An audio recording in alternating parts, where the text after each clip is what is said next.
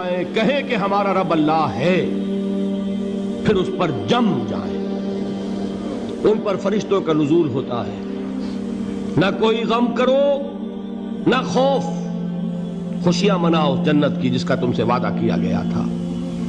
اللہ کی ربوبیت پر اطمینان جب انسان کو ہو جاتا، میرا رب اللہ ہے، ربی اللہ، انسان کے لیے نہ کوئی کھٹکا، نہ کوئی خطرہ، نہ کوئی خوف، نہ کوئی حزن۔ جو کچھ ہو رہا ہے کس کے اذن سے ہو رہا ہے؟ اللہ کے اذن سے۔ اللہ کے اذن کے بغیر پتہ تک نہیں ہلتا۔ یہ کوئی اندھا بہرا مادہ نہیں ہے جس سے مجھے کوئی خوف ہو۔ اندھا بھینسا چلا آ رہا ہو اس سے تو ڈرنے کا ہر انسان کو ڈرنا چاہیے، نہ معلوم کس کو ٹکر مار دے۔ لیکن نہیں، اس کائنات کو چلانے والا ایک سمیع و بصیر خدا ہے، وہ جو میرا دوست ہے، میرا ولی ہے۔ اللہ ولی الذین آمنوا یخرجہم من الظلمات الی النور۔ اللہ اہل ایمان کا ولی ہے، ساتھی ہے، پشت پناہ ہے، مددگار ہے، حمایتی ہے۔ بتائیے جسے یقین ہو جائے کہ اللہ میرا مددگار، اللہ میرا محافظ، اللہ میرا پشت پناہ، اللہ میرا حمایتی، اس کے لیے کوئی خوف ہوگا؟ اس سے کوئی ڈر ہوگا؟ میں مثال دیا کرتا ہوں ایک بہت سادہ، پنجاب کے دیہات کی۔ وہ بڑا چودھری ہے اور کوئی غریب کسان ہے۔ اس غریب کسان کے جانوروں کو ہر وقت اندیشہ ہوگا چوری کا، کوئی میری بھینس کھول کر نہ لے جائے، کوئی میرا بیل کھول کر نہ لے جائے۔ لیکن جس کے بارے میں یہ سب کو معلوم ہو کہ وہ جو بڑا چودھری ہے وہ اس کا دوست ہے، اس کی بچیا کو کوئی خوف ہوگا؟ اس کی بھینس پر کوئی ہاتھ ڈالے گا؟ اسے کوئی اندیشہ ہوگا؟ نہیں۔ کیوں؟ کہ وہ بڑا چودھری، بڑا اس کا یہاں کا سردار، جاگیردار، سب کو معلوم ہے وہ میرا دوست ہے، کوئی میرے خلاف اقدام نہیں کر سکتا۔ اس دنیا میں یہ چھوٹی سی بات اگر آپ کے دلی اطمینان اور سکون کا باعث بن سکتی ہے تو ذرا تصور کیجئے۔ میں لفظ تصور استعمال کروں گا صرف اس لیے کہ اس کا ہم جس کو کہتے ہیں ادراک اور شعور کر نہیں سکتے، اگر کے ساتھ کر سکتے۔ اگر یقین ہو کہ اللہ میرا مددگار اور یقین ہو کہ اللہ ہر آن میرے ساتھ ہے، پھر کوئی خوف؟ کس کا خوف؟ کوئی شے اللہ سے بالاتر ہے؟ کوئی قوت اس سے زیادہ طاقتور ہے؟ کوئی اس کے ارادے کو بدلنے والا ہے؟ کوئی اس کی مشیت کے آڑے آنے والا ہے؟ یہی بات ہے جو حضور نے فرمائی۔ یہ ایمان کا حاصل ہے لب لباب، کہ دیکھو اچھی طرح اس بات کو ذہن نشین کر لو، اگر تمام انسان مل کر تمہیں کوئی نقصان پہنچانا چاہے نہیں پہنچا سکتے، مگر جو کچھ اللہ نے لکھ دیا ہو، اور تمام انسان مل کر تمہیں کوئی نفع پہنچانا چاہے نہیں پہنچا سکتے، مگر وہ شے جو اللہ نے طے کر دی۔ آپ پھر میں کہوں گا ذرا طاری کیجئے، اسے فرض کیجئے، اسے سوچئے۔ اگر اس حدیث پر ہمارا دل ٹھکا ہوا ہو تو کسی سے ڈر ہوگا؟ یہ مجھے نقصان نہ پہنچا دے، یہ میری رپورٹ خراب نہ کر دے، یہ میری انکریمنٹ نہ رکوا دے، یہ میرا یہ نہ بگاڑ دے، یہ میرے یہ نقصان نہ پہنچا دے۔ اس کا ڈر، اس کا ڈر، اس کا خوف، اس کی خوشامد، اس کے لیے جا کر طرح طرح سے اپنی عزت نفس کو ذلیل کروانا اس کے سامنے، یہ سب کچھ کیوں کرتا ہے انسان؟ جب سمجھتا ہے کہ اس کے ہاتھ میں میرا کوئی نفع ہے، اس کے ہاتھ میں میرے لیے کوئی ضرر ہے، یہ مجھے کوئی غضب پہنچا سکتا ہے، یہ مجھے کوئی نقصان پہنچا سکتا ہے، یہ میرا کوئی کام بنا سکتا ہے، یہ میری کوئی ضرورت پوری کر سکتا ہے، اسی کا نام شرک ہے۔ جہاں آپ نے یہ سمجھا کہ غیر اللہ کے اندر کوئی طاقت موجود ہے، وہی شرک ہے۔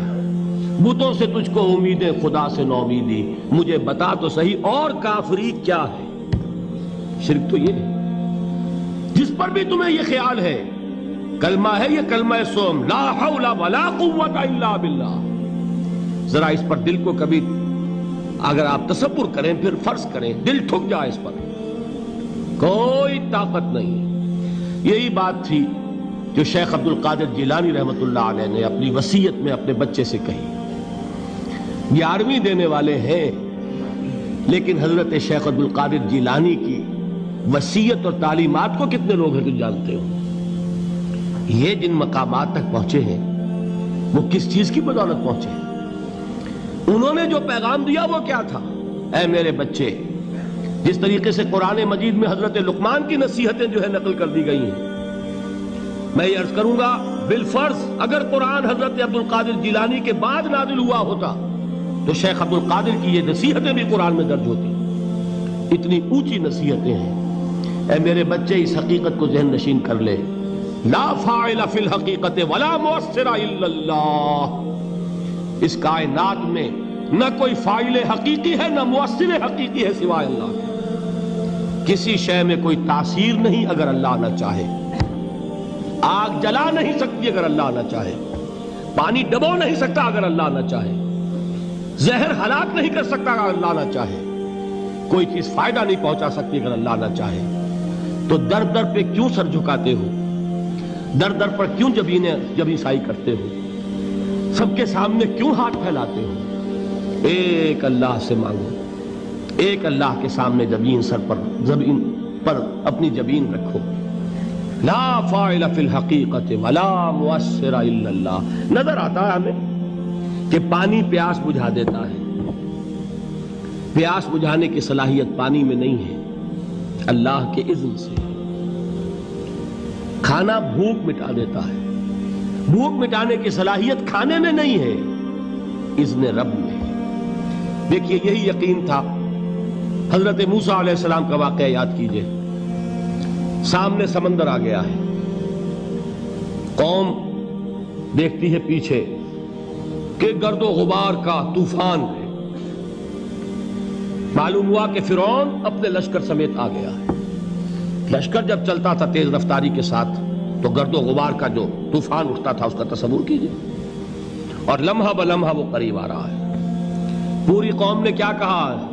اے موسیٰ انا لمدرکون، اے موسیٰ ہم کو پکڑے گئے. قرآن مجید نے تو یہاں وہ باتیں نہیں لکھی ہے، لیکن تورات میں یہ درج ہے کہ بنی اسرائیل جھگڑنے لگے، دست و گریبان ہو گئے موسیٰ کے ساتھ. موسیٰ ہمیں یہاں مروایا لا کر، اس سے تو ہم ہی بہتر تھے. وہاں کھانے کو ملتا تھا، زندگی تو تھی، بیگار ہم کر رہے تھے، موت تو نہیں تھی. اب جو کچھ ہوگا اس کا تصور کرو، جس طریقے سے ہمارے ٹکڑے اڑائے جائیں گے. تو لڑ رہے ہیں حضرت موسیٰ علیہ السلام سے. یہ تورات کی تفصیل ہے. قرآن میں صرف اتنا آیا ہے، پریشان ہو کر انہوں نے کہا انا لمدرکون، موسیٰ ہم تو پکڑے گئے. اس وقت موسیٰ کا جواب کیا ہے؟ کلا ان معی ربی سیہدین. نہیں، میرے ساتھ میرا رب ہے، وہ راستہ دے گا. بتائیے کہاں راستہ نظر آ رہا ہے؟ یہ ہے ایمان بالغیب. راستہ نظر نہ آئے تب اللہ پر یقین ایمان ہے. جیب میں پیسے ہوں اور تب دل کو اطمینان ہے تو ایمان کس پر ہوا؟ پیسے پر، اللہ پر نہیں. جب وسائل و ذرائع نہ ہو اور پھر یقین ہو کہ اللہ مسبب الاسباب ہے، وہ اسباب کا پابند نہیں ہے، وہ اسباب کا محتاج نہیں ہے، اسباب اس کے محتاج ہیں. اگر یہ یقین ہے تو اللہ پر ایمان ہے. یہ نہیں ہے تو تمہارا ایمان اسباب پر ہے، وسائل پر ہے، ذرائع پر ہے، مادیات پر ہے، اللہ پر نہیں. اس وقت کہاں راستہ تھا؟ کوئی راستہ تھا؟ سمندر ہے اور ادھر سے لشکر آ گیا ہے. کلا ان معی ربی سیہدین.